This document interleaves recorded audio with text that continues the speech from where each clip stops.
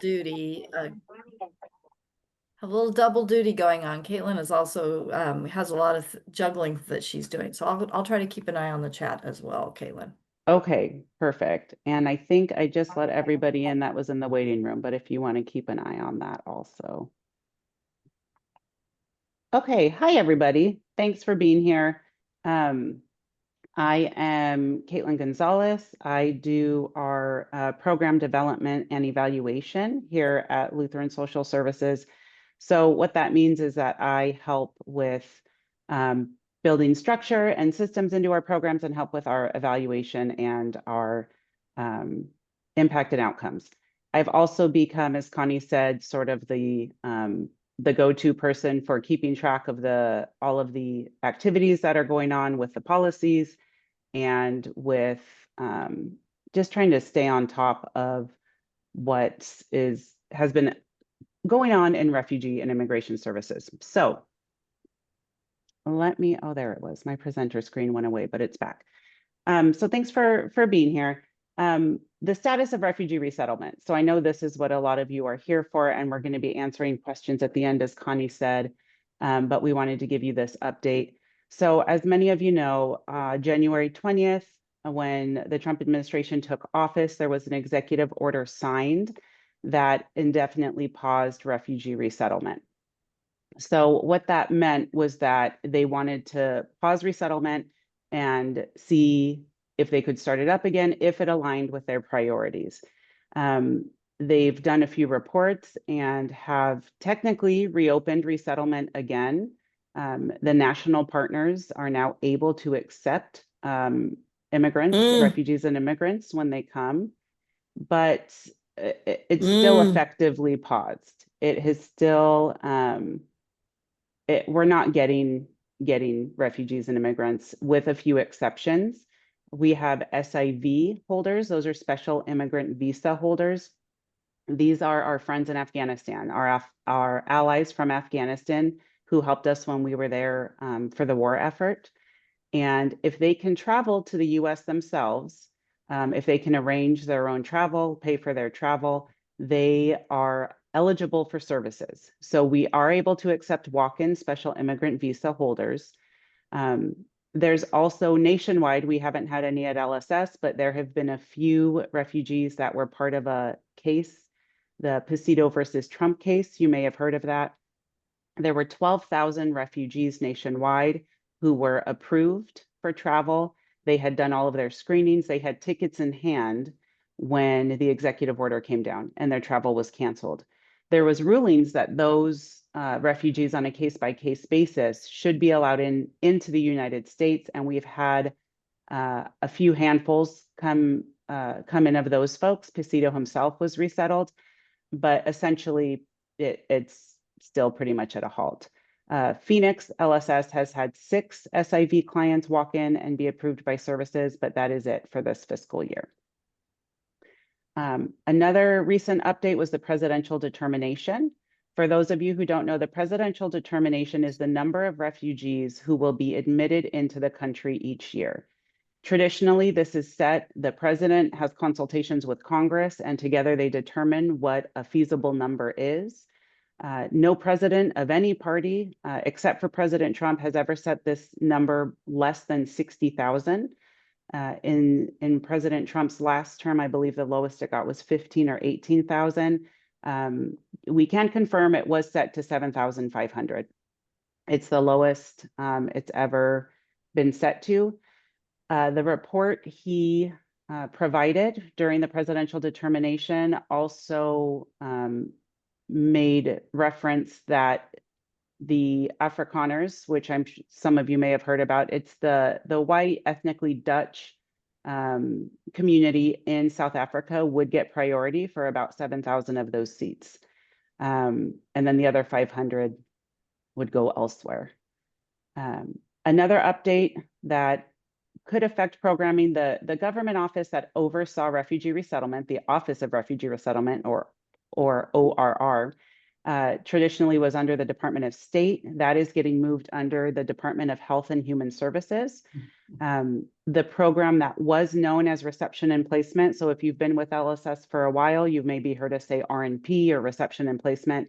That's just the new arrivals coming in when we greet the refugees and help them resettle initially. That will now be called the Program of Initial Resettlement. So you may hear some changes in terminology. So we aren't getting new arrivals, not very many anyways, but LSS continues to work with hundreds, thousands, it will be, of refugees and immigrants who have already arrived in the country and are eligible for services. So refugees and other eligible populations are typically eligible for 5 years after their arrival date or grant of status for eligibility. So we have many, many folks that we have resettled in the past years that we continue to provide services for. And these are some of the services that we provide. Integration and support services. In Tucson and Phoenix, we're doing case coordination. That's kind of like having one person be a navigator for the refugee.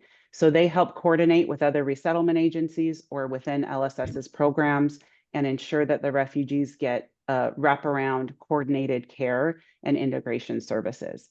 We also do in Phoenix, we have case management and employment services. That's what it sounds like, getting our refugees case management for employment, for job training, for education, getting them set up with medical appointments, getting them the care that they need. We are continuing to collaborate with food pantries and other resettlement agencies to ensure that their most basic needs are being met. In Phoenix and Tucson, we continue to have our refugee children and youth programs. We have Refugee School Impact, which serves children's age 0 to 18. It used to just be 5 to 18, and now it's expanded to include early childhood education, which is fantastic. This is things like making sure kids get tutoring and the support that they need inside of their schools. Refugee youth mentoring is what it sounds like, mentoring youth ages 15 to 24 as they're transitioning out of high school, as they're looking for jobs or possibly education. We also continue to offer physical and mental health navigation. We don't offer the care ourselves, but we help refugees navigate those systems. We have intensive case management. That is for our refugee new arrivals who have been here for a while, but who have more complex needs. They have more complex physical and mental health needs. They are able to have intensive case management. So it's a smaller caseload. It's more dedicated, more staff dedicated to them. And refugee health promotion, which is a class that offers things like mental health awareness, different types of webinars, different types of in-person classes to help our refugees learn more about physical and mental health. The intensive case management is with a new national partner in Tucson. We used to be partnered with Episcopal Migration Ministries, or EMM. They have stopped their contracts with the federal government. And so they are no longer a reception and placement or an arrival partner. And so we have Community Sponsorship Hub now. They are taking over that role and being able to allow us to provide the intensive case management. And then we also offer ongoing career support. This is an area that is a struggle for many of our refugees. We have refugee career pathways in both Phoenix and Tucson. They offer, so when our refugees first arrive, we often get them just a job. They need to work, they need to be able to start providing for their family and becoming self-sufficient. Refugee career pathways is a step up from that. It says, okay, you have a job now. How can we get you aligned into a career that you really want to do? We can start with an entry-level position into a career field of their choice. If they want to be a nurse, maybe we get them a job as a receptionist or in filing, and then they can complete education, they can complete job training to help on a pathway to a career in an area that they really wish. And then, of course, our Women's Empowerment Program, which provides skills, training, financial literacy, and things to refugee women. So we're continuing to do all of these things, even though we don't have new arrivals coming in. We wanted to go over some of the policy impacts that have affected LSS since January of this year. So temporary protected status, that's something that's been in the news very frequently. We don't work with a ton of people who have temporary protected status. It's not one of the eligible statuses, but it does impact the community that we're living in and that our refugees are close with and involved with. So temporary protected status is a status that's given to people who are coming from war-torn countries, and it is meant to be temporary, but it lets them get a work permit and start working, and means they cannot be deported while they're working on their other statuses. These include places like South Sudan, Venezuela, and the administration has ended temporary protected status for over 1 million people. The countries affected were Nicaragua, Nepal, Honduras, Ethiopia, Burma or Myanmar, Syria, Venezuela, and South Sudan. Those folks no longer have temporary protected status. What that means is they are now eligible for deportation if they haven't adjusted their status to something else, like a legal permanent resident or getting their green card. And they no longer have a work permit, so they're not legally authorized to work in the country anymore. This is troublesome. A lot of these countries, as you can imagine, are still in either political strife or civil war, and are not safe to be returned home to. Humanitarian parole is another program that was recently ended by the administration. We don't love the word parole because it doesn't have the same meaning as it means in our judicial system here in the US, but humanitarian parole was a status granted to certain individuals, very much like a refugee status, for our friends in Afghanistan and in Ukraine, meaning there was an immediate situation that happened and we needed to get them out faster. And humanitarian parole was a way to do that. That's ended. SNAP is also something that's been on the news for variety of reasons. SNAP will be ending for all refugees unless they adjust their status to one of these other legal statuses. That's a process that can take some time. It takes some know-how. We do have immigration services, luckily, that can help folks with doing this, but SNAP will end. Another important thing to keep in mind is that any of the other statuses you can't get as soon as your feet hit the ground, right? It's going to take a little bit of time in order to get that done, but arguably when refugees need these services the most is the first year or so when they're in the country and they need benefits like SNAP to help them get food on the table until they get integrated. And finally, OBA, the One Big Beautiful Bill Act. This will have implications. We're not even quite sure of the full scope of that. We do know that refugees, asylum seekers, parolees, survivors of human trafficking, DACA recipients, and others who used to be eligible will no longer be for Medicare, Medicaid, the Affordable Care Act marketplace, SNAP, which is the food stamp program, or federal financial aid for schooling. They are also imposing fees on asylum seeking, people who are seeking asylum, and for safe release support. Safe release is when there's an unaccompanied minor at the border who wants to be released to a family member in the country until their trial can come up. So those are some of the policy impacts that are most affecting us now and the clients that we serve.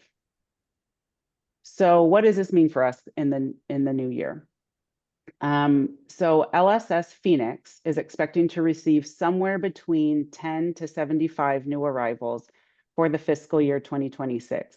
Our fiscal year runs July to June, so we're about halfway through it.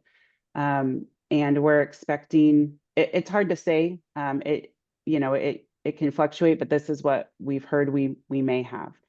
LSS Tucson will not be receiving any new arrivals. We will continue serving those folks who are here, but we don't have a national partner that is a resettlement partner. As I mentioned, EMM, Episcopal Migration Ministries, no longer is in contract with the federal government. So we can continue our other services there, but we don't expect new arrivals. Just for some perspective, in fiscal year 2024, we resettled 1,310. That was about a little over 800 in Phoenix and about 450 in Tucson. And in the first 6 months of last fiscal year, because it went from July until January when the executive order was signed, we resettled 776. So ongoing services, as I mentioned, we will continue to serve refugees and other eligible immigrants. Phoenix anticipates to serve at least 3,500 clients this year, while Tucson expects to serve over 200 individuals and then an additional 250 families through their contracts. There's a lot of work to be done still. And policy, we just wait. We wait and see. I feel like I need to have a disclaimer on all of this that says, as the time of this writing, and it is as of 11/19, this is what's going on. It changes rapidly. But we're going to wait on more guidance about OBA to understand the full impacts, to see what this will have on our refugee families and our staff, and continue to advocate for understanding more about policy. And with that, I will turn it over to Connie. She's going to invite you all to learn a little bit more about being a partner in action. Thanks, Caitlin. As Caitlin said, I'm sure this creates a lot of questions that I'm seeing and trying to respond to some in the chat. There's still a lot of unknowns, as she said. This is as of today, which is why when we do make the recording available, I'm hoping this works. I actually don't know the technology on this, but I believe we can provide a link rather than make it widely available, and then we'll probably only keep it out for about 30 days because things just keep changing. But what we do know is that we are going to continue, as you saw the list of services we're providing. And we do know that people who came as refugees, they're going to continue to show up at our offices and ask us for help because we are the people they know. We are the people who were there for them when they first arrived. And so we are looking to you all, to our community, to our collaborative partners who work in the field of supporting people as they're integrating into the US, to provide the resources that are necessary. So philanthropy continues to be a critical need for us. The fundraised dollars that you all provide through your generosity gives us flexibility to do the things that our refugee families need from us and to have staff members that are there to support them. We have increased our fundraising goal this year to actually equal what we raised last year. And if you remember last year during the first of the year, this year during the first of the year, we're on a fiscal year, but calendar year at the beginning of the year, we raised an additional $600,000 in an emergency fund. And we realized that in order to keep everything going this year with the changes that we are undergoing, because there is no new refugees coming, we'll need that additional $600,000 this year as well, just to continue to support the program so that people will have what they need going forward. So philanthropy continues to be an important area where we're looking for partners. Another area is advocacy. We're all aghast at what we're seeing. We know not only the faith part of welcoming the stranger, we also, all of us, understand the economic impact that, when people come into our country and they're willing to take the jobs that go untaken so often. The kind of work that many people who come as refugees end up doing. They're low-wage jobs, they're hard jobs, and we depend on them as a workforce. And then they become self-sufficient and they end up becoming citizens eventually. They buy homes, they start businesses, they employ people, they're entrepreneurs. So we need to advocate and speak to our policymakers. Yes, this is what's in the current bill. This is the changes that have been made. However, we have the opportunity to raise our voices and say, reinvest in refugee resettlement. reinvest in the people that are working hard and who will give back to this country. So we can raise our voices. And if you're not a part of our advocacy program right now, I hope that you will join us in that. I believe there's a place on our webpage, or email me, email Jay Eberly. We will specifically make sure that you are getting information about how you can raise your voice for advocacy. And finally, volunteers. There is not as many programs to help to help our refugee families.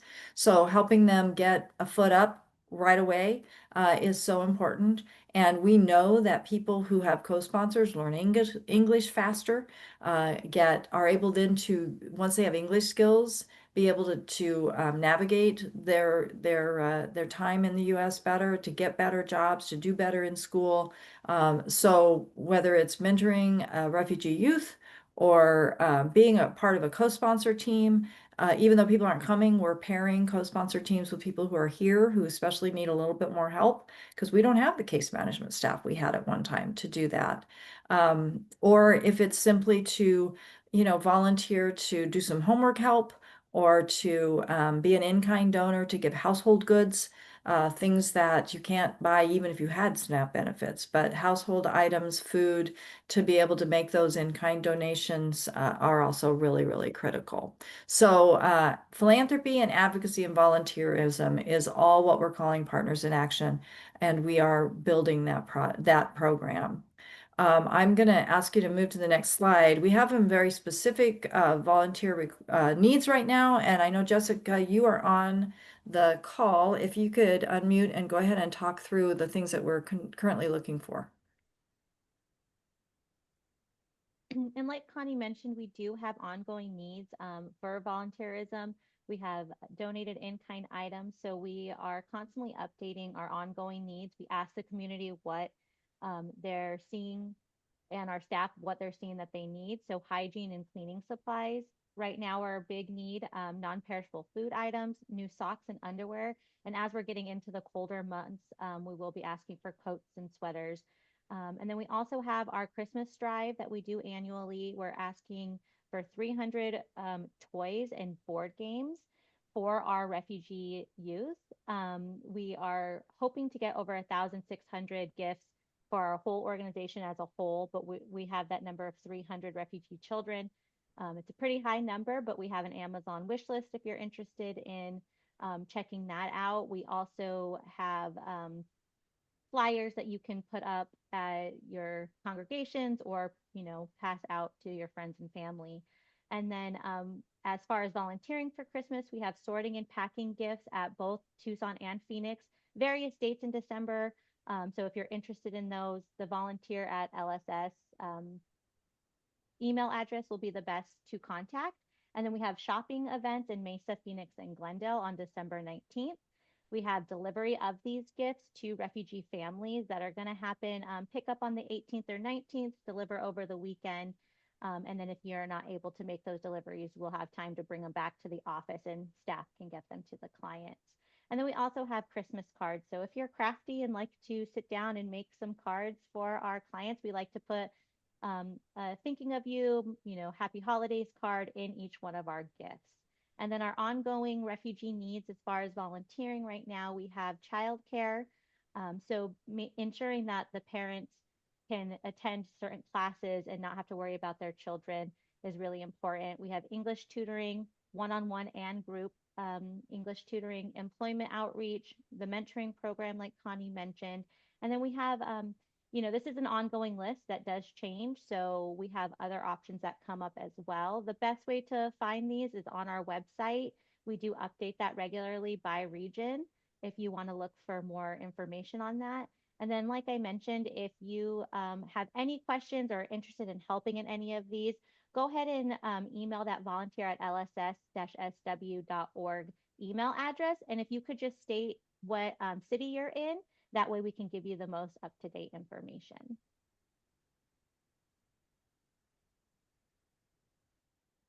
Thanks, Great. Jessica. All right, I think then that we're ready to try to answer questions. So, Caitlin, if you can just go ahead and stop sharing, and we'll get everybody on the screen so we can see one another. Um, So we've answered some questions in the chat. Somebody just asked about SNAP advocacy. The SNAP advocacy is something that most policymakers don't understand yet. And like I said, we're still kind of trying to sort out the details on this. The instructions around how this is being applied are not really out. My understanding is that many of our refugees were able to use their SNAP cards on the 1st of November as they were coming back online. My guess is that what we'll see is that they'll start falling off as they or would have been supposed to renew. Um, Part of it is I think I'm not sure that DES has the capacity to figure out who's a refugee and who's not. So they may have to wait until people are having to verify their eligibility again. And but like I said, the difficulty with advocating for that is it's an education thing. We have a fact sheet we've created on what it says, the big bill says, that Jay, if we might be able to send that out to everybody on the call, so that you at least have the facts. But I think, it really is about saying to our congressional delegates that we're very concerned about refugee resettlement, and that we believe it needs to be that it is a benefit to the United States. So, are there any specific questions before I start looking at the ones that you've submitted? You'll have to unmute. I think we've unmuted everybody. So you can unmute and ask a question, or you can also, there's a little under react. No, is that where it's at? Yeah, under React, if you click that little heart that where it says React at the bottom of your screen, it has a place where you can raise your hand. So you can either put a question in the chat, or you can raise your hand and ask a question. So um, let's see. So let me look at this at your questions that you have asked. Is LARS still active in advocating for resumption of resettlement? Oh, yes, they are. We are still a partner with Global Refuge. They have a very active advocacy program. We partner with them and are on calls regularly with them. So yes, we are still working with Global Refuge, and they are still very much actively trying to raise the raise the issue of refugee resettlement and why we need to why we need to restore it. The question about why the South Africans are being prioritized is not a question I can answer. That comes from just it's always been the will of the president in consultation with Congress. It appears there was no consultation with Congress. No one has been able to verify that there was any consultation, but this is the way that the law, I believe, is written. And I know Dragan is on the call and he may know more about the law of 1980, but this is the way it's written. The president normally does specify in the number what areas people will be prioritized. So, and it's usually based on the global conflicts and where the biggest needs are. So it may, one time be more people from Miramar. It may be people from other places in the world where there's been conflict. But this time, for whatever his reasons are, it is people from South Africa. Um, We verified that. And as far as how you best, how we're best, what we're doing to address the SNAP issue. The SNAP issue is one that, like I say, it's tricky because a lot of the policymakers really don't understand it. So we are approaching and doing three things. We are advocating. We are talking to our state legislators, and we're talking to our congressional representatives, but primarily with our state representatives, we're talking to them to educate them that people in their districts who are here legally are going to be thrown in insecurity over this policy decision at the federal level. So we're going to our state legislators with this. And again, I would say look at this fact sheet that we'll send out And then let us know if you're willing to contact your state legislator, and we'll help you with that. And we can help you craft an email or a letter. We can help you if you get an appointment. We'll come with you to explain the concerns we have about SNAP and why this is going to create problems for people who live in their districts. So we're advocating. The other thing we're doing is collaborating. So we're working with all of the different people that are working with refugees in our communities to come together to try to figure out how do we best make sure people get food. Our friends in Tucson, those of you who live in the Phoenix area, I got to tell you that Tucson community, I'm in Phoenix, they are very collaborative, and they have already organized food distribution out of the refugee resettlement and refugee serving organizations. So the food pantry and the Tucson providers are working together to make sure there is regular food distribution specifically to refugees. We are starting meetings. Dragan is involved in that at the Maricopa County to try to do something similar to make sure that refugees can be prioritized and have some food distribution. That is not in place yet in Maricopa. It is in Tucson. The other thing we're doing is simply good old-fashioned resource and referral. We are helping refugees learn about where the food resources are in their community so that they can go to food pantries and they can take advantage of free resources, and they can make sure they're getting the things that they need.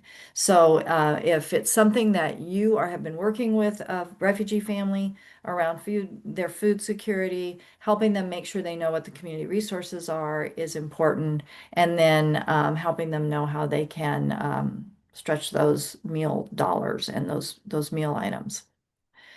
So that's what we're doing around SNAP. I really hope that once people understand our own, especially at the state level, they understand that how this is impacting their constituents, that there'll be a way to work with them to create some supplemental food opportunity. But it's just going to be a matter of time. Um, to what extent are city and county law enforcement officers involved in refugee detention? I can't answer the first part of that about our city and state and county law enforcement. I don't have knowledge of that. But Dragan, I know you're on the call. Would you mind just clarifying? Refugees are only in danger of deportation if they are involved in some kind of law infringement, right, Dragan? Yes, Connie, I answered briefly in the chat about it. Refugees are admitted in indefinite status under 207 Immigration and Nationality Act. However, they are required to adjust their status after 1 year being present in US. That not doing so not necessarily will put them in a danger and deportation unless they really commit serious crime. However, our agencies, both in Phoenix and Tucson, are providing legal services, and we do apply. We help people to apply for the green card on time whenever it's possible. However, the waiting time to receive card from time when you apply is extending more and more. Now it's almost 1 year. So that's the big concern for us, how they can prove their status while they applied and pending their green card application. But that should be a short answer. So no, they're not rounding them up refugees necessarily for Right. deportation. If someone is here under refugee status or they've applied for a green card, they are not protected if they commit a crime. But as long as they've not committed crimes, then they are not at danger of being deported. Let's see. We spoke about refugee services in Tucson. And what congregations could do to help refugees who are in the US. Somebody asked specifically about akimbo cards running out, and my understanding is those are time-limited cards. And again, Dragan, you probably have more information about that as well. But those are meant, my understanding is those are meant to be only for a period of time after someone arrives, that they're not renewed. Is that correct, Dragan? I really don't know how do you say Kimbo? Akimbo. I don't know what Kimbo. Never All right, heard Karen, about. you had told me this. No, I'm gonna state I don't have information either. Okay, does anybody know then? We may have to get back to you. Janie, was that somebody's question? Was that they had an akimbo card? Yes, I know that because it was, I know a Kimbo card about is the cash assistant card. They give it to the client and it's ending after 12 months of arrival of the client. Okay. Yes. So it is time limited. It's not a renewable thing. It's just time limited, 12 months. No, it's not renewable. Yeah. Yeah, Alright. that's my basic understanding too. And it's federal money that is somehow passed through LSS. That's where we got the Akimbo card for our refugee family. Okay, It's so been great. it's refugee cash assistance. That's the refugee cash assistance. You know, somebody created that acronym, and really, it's not. Those are TANF and RCA recipients of cash assistance that are eligible, and they are 12 months now. They reduced to 4 months, and it's going to come. Sorry, I got caught because I did too. So yeah. so we're both familiar with cash assistance. Dragan can explain. But it is Yeah, federal, definitely. right? It's federal assistance like TANF, like refugee cash assistance, but it's limited. You can only access for a certain period of time, and they are cutting back that cash assistance to less and less months. So sorry, thank you. Yeah. Okay, and then just somebody asked a question about furniture. We are not accepting any furniture donations. We don't have the capacity anymore to with all of the cuts and changes. We're not setting up apartments. We don't have the equipment anymore. We don't have the trucks. We don't have the staffing to be able to manage furniture. So we are not able to take furnishings. You know, when I was talking to Jenny about this yesterday, she had told me that there are some Facebook groups where if you're concerned and you're trying to give specifically to refugees, you might want to follow up and with us, and Jenny might be able to tell you what the Facebook groups are if you'd want to put something out on those Facebook groups. But basically, we don't have the capacity at this time to deal with any kind of furnishings. Okay, sorry, I lost track of where we are. Right.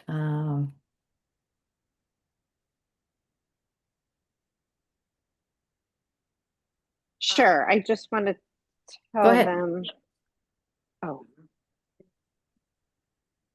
I think Rhoda has her hand up. I'm so sorry. Doing too many things Rhoda. at once. Can you hear me? Rhoda, you are muted. So you have to unmute first. Okay, my name is Rhoda, and I am from Green Valley. And I just wanted to comment on your furniture. I recently donated to the Saharita Community Food Bank. And they designate, they have a list of people that need furniture. So that might be a way to help you with refugees. That's The great. second thing And yeah, is that Jessica, I- I know's on the call and Try she your- noted that. Try your food banks. The secondly is I happen to be going to an organized postcard gathering with my Democrats at 1:30 today, and I won't be getting that big bill thing that's going to be emailed to me. We are mailing out postcards to our Arizona legislators to express our concerns, and I was wondering if you could write in the chat 1 or 2 pat sentences for me to say on our cards. And that would go to a lot of people with many cards. So if you could just put it in the chat, I would appreciate that. And I will share it with the entire group that is writing cards. That's all. Thank you. Yeah, thank you, Rhoda. And I don't know, Jay, are you able to write a couple sentences? That'd be great. Okay, so who was Rhoda the other Hilton. person that had a question? or comment? I think it was Ashley. Ashley, did you have a question?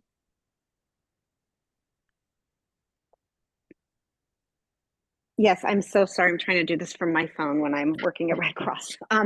So I work with the Welcome to America project, and there's a particular need down in Tucson for families that haven't been refugee families that haven't been serviced, haven't had our support because we're new down in Tucson, and things like kitchen tables and kitchen chairs and even smaller couches and things like that are something that we could certainly use for our refugee families. And we have a truck that we take down every weekend to help welcome refugee families down in Tucson. Great to know, Ashley. So just look up the Welcome to America project. Thank you. Sure. Sorry for the technical difficulties. Thank Connie, you. can I just interrupt for Ashley? If you Sure. put your contact information, if you feel comfortable putting it in the chat, I can always keep that because people do come to us. And, a lot of times we tell them no, and I like to give them other resources. So if I have your contact information, I'd be happy to send any donations that come my way that we don't need to you guys. Okay, sure, absolutely. I'm doing this from my phone, so I'm not,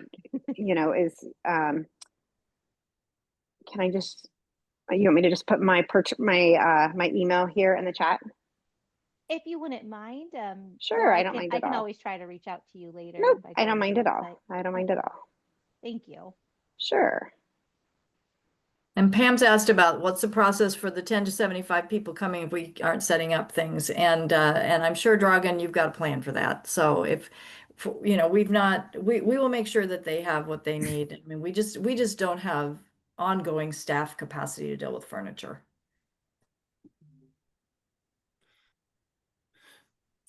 I maybe just to add, I forgot to introduce myself. I'm Dragan Subotic, Director of Refugee and Immigration Services. I really want to say thank you in behalf of the refugee staff at the LSS and also our clients for your commitment to be in this group and listen and support us as you do for many years. So I just want to express this. During good and bad times, you were always with us, and we all at Refugee and Immigration Services and our clients really do appreciate it. So I just want to say that. Thanks, Dragan. Well, we're at time, and I'm going to let you go. If you do have other questions that come to you, please feel free to send me an email or any of the contacts you have here at LSS, and we'll try our best to get you information. Watch for us to do another update probably after the first of the year, just to give you a chance to know how everybody's doing who came in those in those last couple months prior to the change. And again, just thank you. I will echo. This partnership has been just so incredible. So we are grateful for each one of you. And have a great Thanksgiving. I hope you have wonderful holidays.